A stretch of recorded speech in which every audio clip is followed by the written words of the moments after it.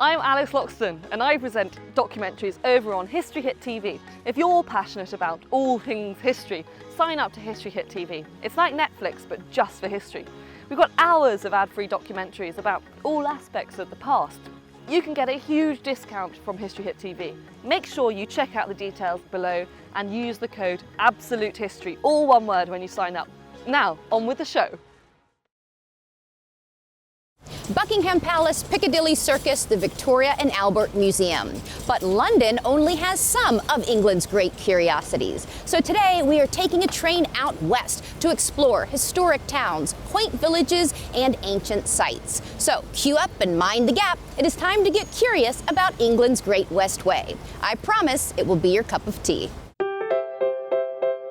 This curious journey takes us across the southern half of England, from London to Bristol, along a 125-mile ancient route that has been here since pre-Roman times. In the 17th century, King Charles I ordered his great roads to be built, partly to establish the Royal Mail postal system. And today, the M4 runs pretty close to that original Great Road. But we won't be driving along that road. Nope, we are taking the train, the Great Western Railway to be exact. Because in the 19th century, a very curious fella designed this railway that ran nearly parallel to that original Great Road.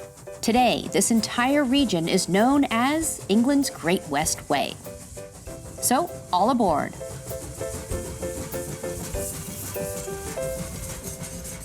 Here's what I'm curious about along England's Great West Way. Who blazed this path across the country and then built this ship and this bridge? What was Stonehenge built for? Where can you find a town with its own time zone and a tasty bit of English history? Why are these buildings shaped like a circle, a square, and a crescent moon? When did someone spend the night under the fish and over the water? How is this Georgian roundabout connected to Stonehenge? Who, what, where, why, when, and how? So much to be curious about along England's historic Great West Way. Just west of London is Windsor, home of Windsor Castle, which is where the royal family's last name comes from. Nearby is Runnymede, where Magna Carta was sealed in 1215. As we keep chugging along westward, we come across Highclere Castle, of course the setting for Downton Abbey. To the north is Oxford in the picturesque Cotswolds, and to the south, Salisbury, home to Salisbury Cathedral, and one of the only original Magna Cartas left in the world. And along the Salisbury Plain is our first stop, a World Heritage Site shrouded in mystery, the legendary Stonehenge.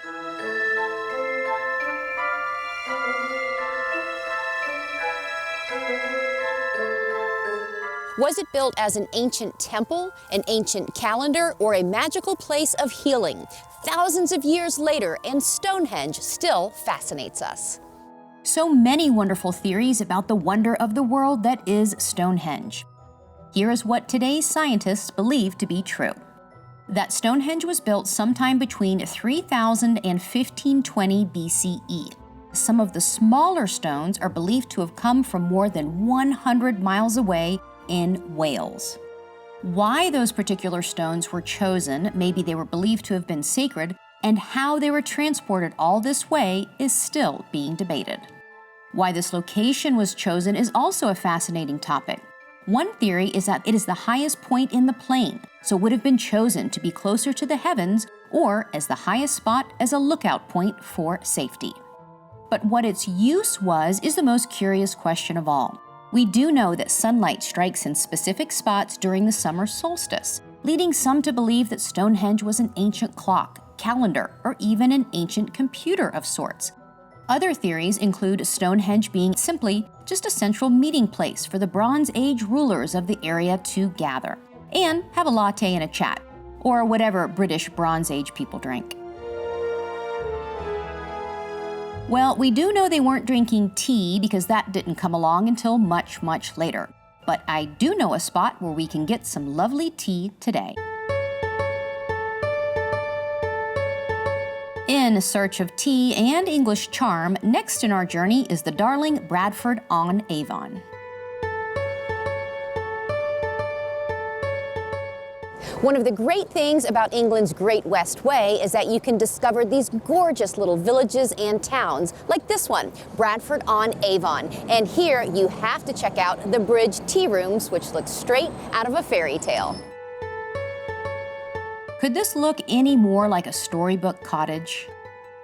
The Bridge Tea Rooms stone building dates back to 1502. Darling doesn't even begin to describe just how cute and cozy it is, with its wooden beams, wonky and warped floors and walls, along with its Victorian-era tea settings, complete with frilly table settings, delicate china, and a proper afternoon tea service. Just outside the tea rooms, the fairy tale continues, as well as the history. The town gets its name from the Saxons who drove their carts over the shallow part of the river, or the broad ford, which over time became pronounced Bradford. You will feel like you've stepped back in time as you wander the narrow streets and winding alleys, like the Shambles, which was once where the old medieval market stalls were. And then there is this curiosity, the town bridge. Parts of it date back to the 13th century, but that's not what makes it so curious. This is the town bridge, and that funny little house that's attached to it has a quite curious history. It was originally used as a traveler's chapel so that people coming through would have a place to worship, but then it had a quite different purpose. It was later used as the town lockup, so that if anybody committed a petty crime or maybe had a bit too much to drink, they were locked up in here overnight, and if they were good, maybe they were let out in the morning. And those poor unfortunate souls who were locked up in the lockup overnight were said to have spent the night under the fish and over the water. Why? Because if you look closely at the weather vane, you can see a fish, or a gudgeon, which is an old Christian symbol, and a remnant of the lockup's original purpose, a sweet traveler's chapel. To this day, locals call themselves Bradford Gudgeons.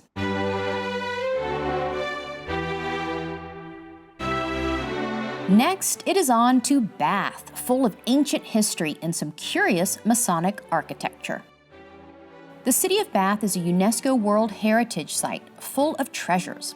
It is named for its ancient Roman baths, known for its medieval abbey, and is remarkable for its elegant Georgian architecture. We'll get to all that in a minute, but first it's time to celebrate Christmas at Bath's Darling Christmas Market.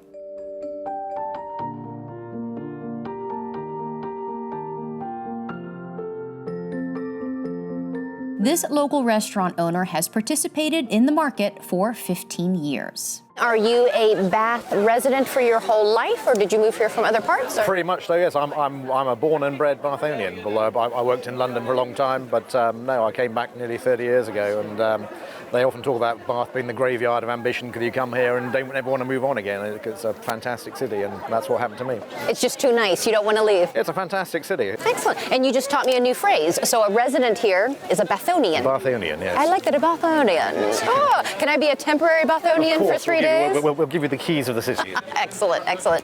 The Bath Christmas Market carries on the tradition of open-air markets in a central market square, with little chalets of handmade goods and goodies.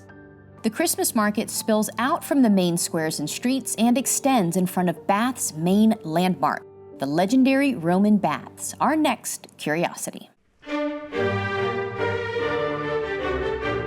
The legendary Roman baths of Bath are some of the best preserved Roman baths in the entire world.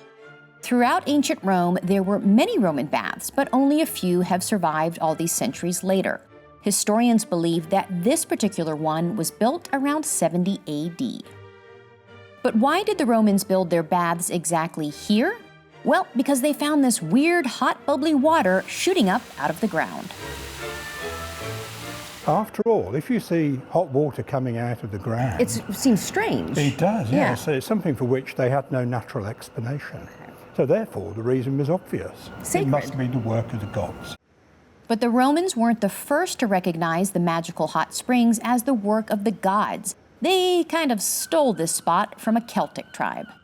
Before the Romans invaded Britain, the Celts were already worshiping their goddess named Sulis at this spot. Then, once the Romans took over, they renamed that goddess Sulis Minerva. Do we have any statues to Sulis here? Well, there's a golden head of her statue, which is on display in the museum. Interesting. And it's unusual in that it's one of only 3 gilt bronze statues known from Britain, and they're pretty rare throughout the whole of the Roman Empire, really. Apart from the head of Minerva, the only 2 gilt bronze objects from Britain are a golden arm from London and a golden leg from the Scottish border. So that's it. Put them all together, you have half a person, almost half a god. It's rather strange, yes. So at these pools or baths, the Romans would worship Sulis Minerva and on occasion ask her to do some really mean things to their neighbors. All kinds of objects were thrown into the spring. One of the special things was what we now call curse tablets, which are small sheets of lead with messages to the goddess written on them. It's quite interesting to see what they say. What did they say? Well, a lot of the time they're looking for the goddess's help in restoring a wrong. And if they've had something stolen, they want to help getting it back. So Dochimedis had 2 gloves stolen. Modest thing, but he wanted the goddess's help to get his gloves back. Why not? That's fine. Why not? But he also wanted the person who'd stolen them to lose both his mind and his eyes. Well, that's not very nice. But on a much lighter note, the Roman baths were also just a really nice place to hang out. When you think of a modern-day spa, you know it's a place to go to relax and rejuvenate. But for the ancient Romans, the spa, or the baths, were believed to be sacred, created by the gods, and therefore a place to worship the gods. But let's be honest, there was a little socializing going on back then too. Just like our spas and pools of today, people would come to the Roman baths to swim, relax, and schmooze. And they did all this in many different chambers within the bath complex. The West Baths, the East Baths, the Great Bath, all made possible by some savvy engineering skills. The Romans simply used gravity to direct the water from the springs through pipes under the floor like these into the different bath chambers. Other tubes carried hot air into the walls and under the floors, to keep the Romans' little toesies warm when they got out of the pool.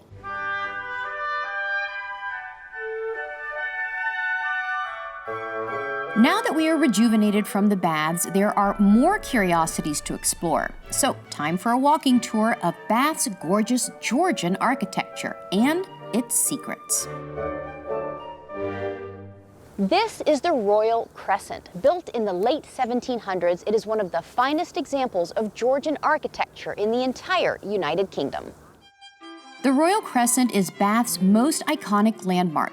At 500 feet long, it is a sweeping arc of elegant townhouses, forming a perfect half-moon shape around the Royal Victoria Park. It was designed to give the upper class of Bath a country home feel, right here in the heart of the city. How lovely. Today, there's even a 5-star hotel in the center of the Royal Crescent.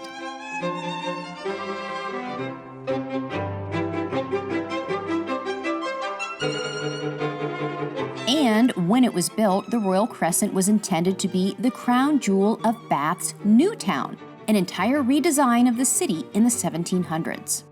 This dapper gentleman is Martin Salter, the greeter for Bath's Jane Austen Center and quite the expert on Bath history. Why was a whole entire new town being created at all? What was wrong with the old town? Nothing wrong with the medieval, but it was getting small. You got to imagine the people that came here for the season, which was 6 months throughout the winter, they needed places to stay. So basically, this was built as very grand lodging houses for the wealthy from London and indeed around the world. But there is more to Bath's elegant architecture than first meets the eye. The shapes found within the New Town architecture are truly curious and mysterious, including this square. This is Queen's Square, a lovely little public park in the heart of Bath. It is historically significant because it was built in the 1730s as part of Bath's New Town. The architect was John Wood the Elder, who also is responsible for most of what we see today in Bath.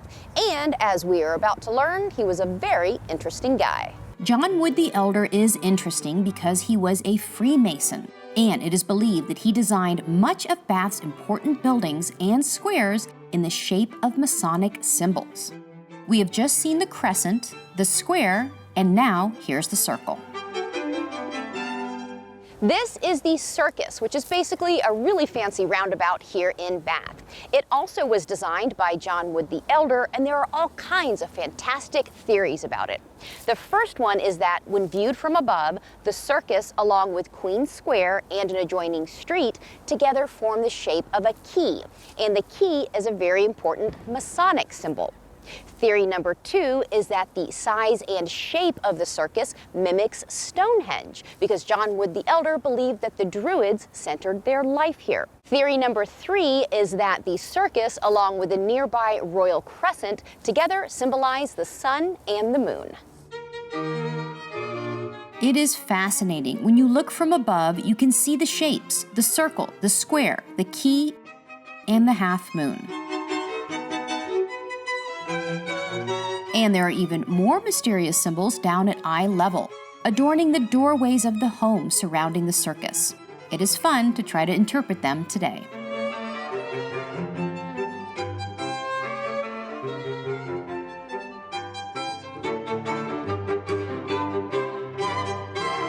Now we leave Bath and continue out west to our final curious stop that owes so much to the Great West Way, beautiful Bristol. Bristol Temple Meads Station was built in the 1840s, originally as the terminus for the Great Western Railway. If you think the station looks a bit like a palace, you're right. It was actually modeled after Henry VIII's Hampton Court Palace. And the man who designed it was the same curious fella who built the Great Western Railway. His name was Isambard Kingdom Brunel. Yes, seriously. He also built something else spectacular here in Bristol, which takes us to lovely Bristol Harbor. Before the railway brought passengers here, Bristol was important because of its harbor. It was once one of the busiest trading ports in the world. So, with a rich maritime history, our next curious stop is no surprise: the SS Great Britain, built by, you guessed it, Isambard Kingdom Brunel. So he engineered, obviously, the Great Western Railway, which we're talking about a lot. And then he got bored. He said, well, what am I going to do next? I'll create a ship. Because how did the order of these things, how are they all interrelated? It was said that during a meeting of the shareholders, they were talking about extending the Great Western Railway to other parts of the country. And someone made a joke about extending all the way to America. And then he said, well, what a good idea. Let's give that a go. And what a go it was. The SS Great Britain was an engineering marvel. What was so new and groundbreaking about this ship? There were several features which were new. So she's the first iron-hulled, screw-propelled ship to cross the Atlantic. She was also the biggest ship in the world when she was built. She was so big, actually, they had to build a new dry dock just to fit her in. And to get to be a transatlantic passenger on this giant, groundbreaking ship would have been an amazing experience. Where we're sitting is a very elegant place. I'm going to guess not everybody on this ship got to dine here. This is the steerage class. These third-class passengers would all bunk out together in these tiny bunk beds. It's cramped, it's narrow, it would have been dark, it would have been extremely smelly, and there's not much privacy, as you can see. Not much privacy. So these are all bunk beds, but these are families and strangers and everybody just all bunking out together no matter what. No real privacy or doors or partitions or anything. Yeah, so you'd have a little curtain which you could pull across for a bit of privacy. And there are doors at the end, but this was basically a thoroughfare at the same time. So I mean, it's pretty small. But then we know that people were giving birth in here. There were people having fights in here. People living their everyday lives. Okay, let's come back up for air, shall we? It's time to disembark the SS Great Britain to see Brunel's final achievement, the symbol of Bristol. This is the Clifton Suspension Bridge. It opened in 1864, sadly after Brunel's death. To this day, it is one of the world's great suspension bridges. My favorite tidbit is that these towers were originally supposed to be Egyptian, with 2 sphinxes on the top of each. That Brunel really was quite curious. Next, we travel inland to visit Bristol's Old City, where King Street is full of old village charm, and it's the home of the legendary Bristol Old Vic. The Bristol Old Vic was built in 1766 and is the oldest continuously working theater in the English-speaking world. Many famous actors got their start here, including the legendary Peter O'Toole. But that is not what makes this theater so curious. This cherished landmark once operated like a speakeasy. When the theater first opened in 1766, this brick that you see here was the original entrance. But to save money at the beginning, the founders didn't bother to get their theater license. So it was technically illegal to put on a show or even attend a show. So what did audience members do? Well, before they came to the entrance, they entered through this brick building here, which happened to be the private home of a man named Mr. Foote. So people would knock on the front door, Mr. Foote would let them in through the front and then take him out the backyard and enter through the theater here. What a nice guy Mr. Foote was. Next, from King Street to Corn Street, also in the Old City. Here you will find the historic Corn Exchange building and its historic clock, which, wouldn't you know it, has a connection to our Great Western Railway. Bristol as well used to have its own time zone. Yeah, to explain that part, that's what I think it needs a little help explaining. So how did it have its own time zone and how did that change with the train? Bristol, if you look at a map, Bristol is 2 degrees west of London, okay. The Greenwich Meridian. So if you translate that, that's 11 minutes of a time difference. And that continued up until Brunel built the Great Western Railway all the way from London to Bristol, the same route as the Great West Way. So if you were going to get the scheduled 12 o'clock train, actually that would pull out of Bristol station at 11:49. So it didn't last very long. Once the trains were here, we all went, okay, Greenwich Mean Time it is. But there is still a clock here in the city that that remembers back to that time when Bristol had its own. There used to be many clocks which would show Bristol time and Greenwich Mean Time. Now there is only one. This brings us to our final stop, St. Nicholas Markets. And you want to guess who designed it? John Wood the Elder, our pal from Bath. While many buildings in Bristol were heavily bombed during World War II, thankfully, St. Nicholas Markets survived. And today, it is the perfect spot to taste a truly English tradition. Just ask any local the best spot in Bristol for lunch. Well, they'll say go see the Pie Minister. It's a modern twist on the traditional pub pie. How did this develop into a traditional pub fare? Well, I think, to be honest with you, pies have been around for forever. I mean, in London, back at a few hundred years ago, I think there was 30,000 pie and mash shops across London. So it was a really it was the equivalent of a sandwich shop or something like that back then. Yeah, it stuck around. It's a good, solid British thing. A true pub pie will have mushy peas on the side, or in the case of Pie Minister, a scoop right on top. The name Pie Minister is, of course, a play on Prime Minister, and the names of the individual pies are quite curious too, like the Kate and Sydney, the Missile Moo, and the... We've got our Kevin pie, which is our vegan pie, which Kevin Keegan is actually Cockney rhyming slang for vegan. Oh yeah, Cockney rhyming slang is a curiosity all its own. It began in the 1800s, and words are replaced with another word that rhymes with it. For example, apples and pears means stairs, and Kevin Keegan means vegan. Kevin Keegan was a famous British football player, by the way. But just to make it more confusing, in many cases, the word that actually rhymes with the original phrase is dropped off. So vegan just becomes Kevin. Confusing, I know. So let's just stick with eating the Kevin pie and relax after our Great West Way journey across curious England.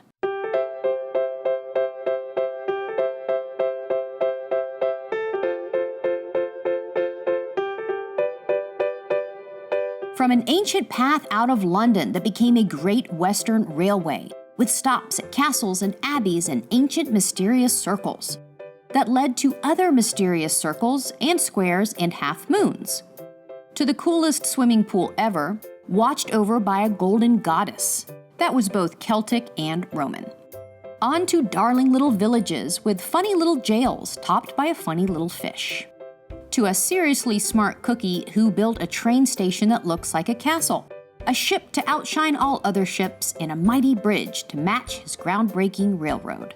That created the need for this curious clock in a town famous for a sneaky theater, a beautiful marketplace, and some seriously curious pub pies. England's Great West Way has so much to be curious about. Thank you for joining us on our educational journey, and hopefully now you're even more curious about the who, what, where, why, when, and how of England's Great West Way. As the English say, cheers!